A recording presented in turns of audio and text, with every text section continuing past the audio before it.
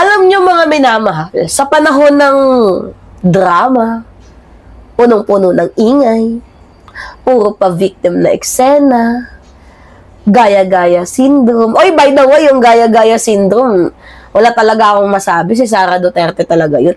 Mantakin nyo pakita ko to sa inyo. Yan nagsalita si Honorable. Honorable? Really? Honorable ka ba? Nagsalita si Sara Duterte nga po dito sa digitalization and technology. Diba? It can be used to fight corruption. Kuno. According sa kanya, kupal ka ba? Galing yan kay Bam Aquino.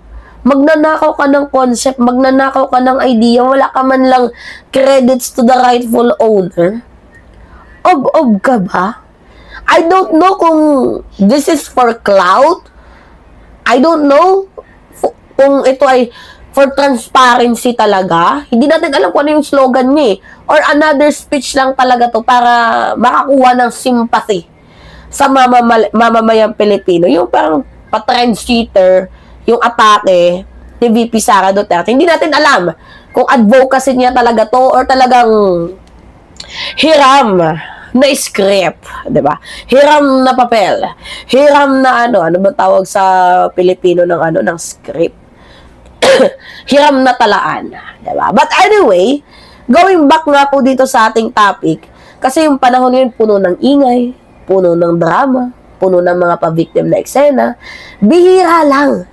Yung mga katulad ni Congressman Speaker Martin Romualdez na talagang kung sa Bisaya patangkod kung magserbisyo.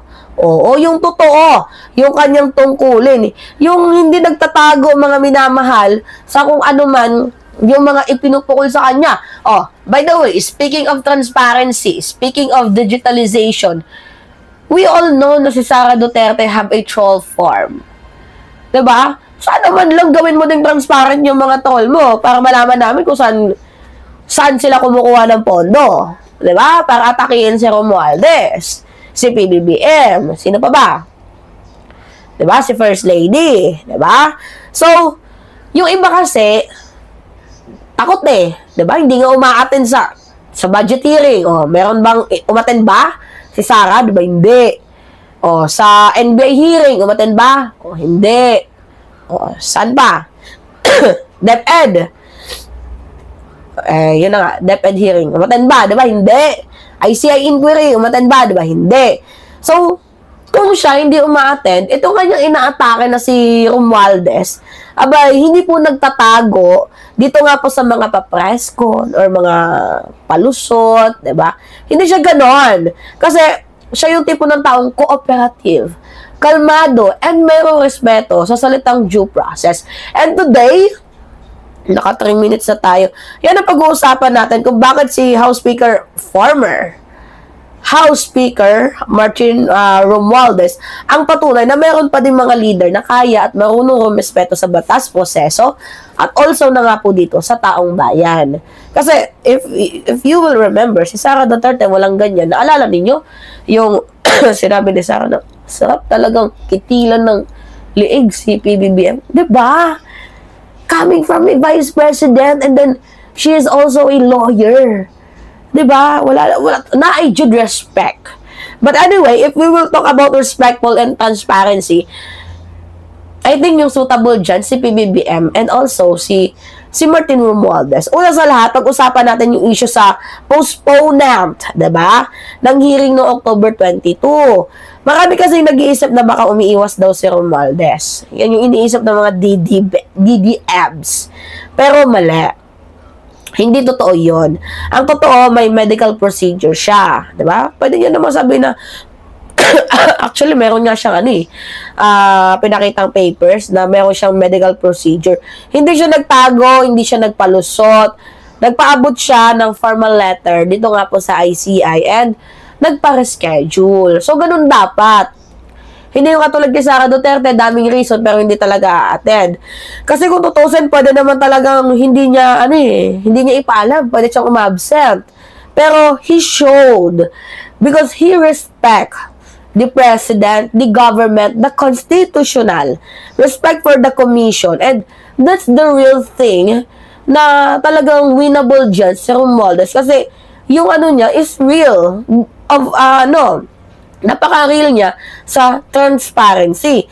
Hindi yung kapag tahimik, naiipit, 'di ba? Ang ginagawa, lumilipad ng ibang bansa, hindi na sumusunod sa proseso, ang daming hanash, 'di ba? Mga minamahal. Anyway, since day one naman talaga, itong si Romualdez, sinabi niya na, I have nothing to hide. 'Di ba? You remember that, mga minamahal? And pinanindigan niya yon. Humarap siya sa ICI, sinagot niya lahat ng tanong. At never siyang nagbigay ng lihim. Talagang lahat sinagot niya with conclusion. 'Di ba? So, lahat ng tanong, salin niya, binigay niya. Lahat, mga minamahal. And hindi niya tinakbuhan ang Supreme Court kagaya ng ginawa ni Sara Duterte. Hindi siya naggawa ng privilege speech para kaawaan. Never siyang nagpaawa. Just a legal process.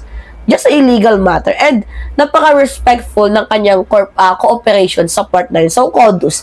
Hindi gaya ng iba, diba, na kapag tinawag sa hearing, kung ano-anong dahilan, no? Busy daw, ibang schedule, kaya, diba, technicality, ganyan. Pero si Speaker Martin Romualdez, kahit alam niyang may mga demolition job sa kanya, pwede siyang ipitin dyan sa ICI, diba, pero humarap pa din siya. Alam niyo kung bakit? Kasi kung wala ka namang tinatago, bakit ka matatakot? Diba, mga minamahal? So, mga kababayan, tandaan natin na walang papel, walang perma, or walang link na nagtuturo dito kay Martin Romualdez na umano'y sangkot siya sa anomalya. Only yung si Gutesa, tapos nalaman natin yung notary niya, dininay ng abogado na sinasabi niya.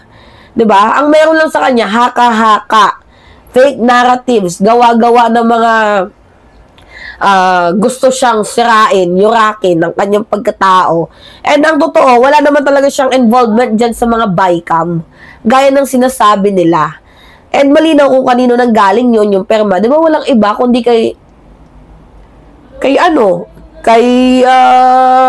Escudero. So, di ba, mga minamahal, hindi kay Romualdez napunta yung kickbacks, yung flood control projects, walang napunta sa kanya.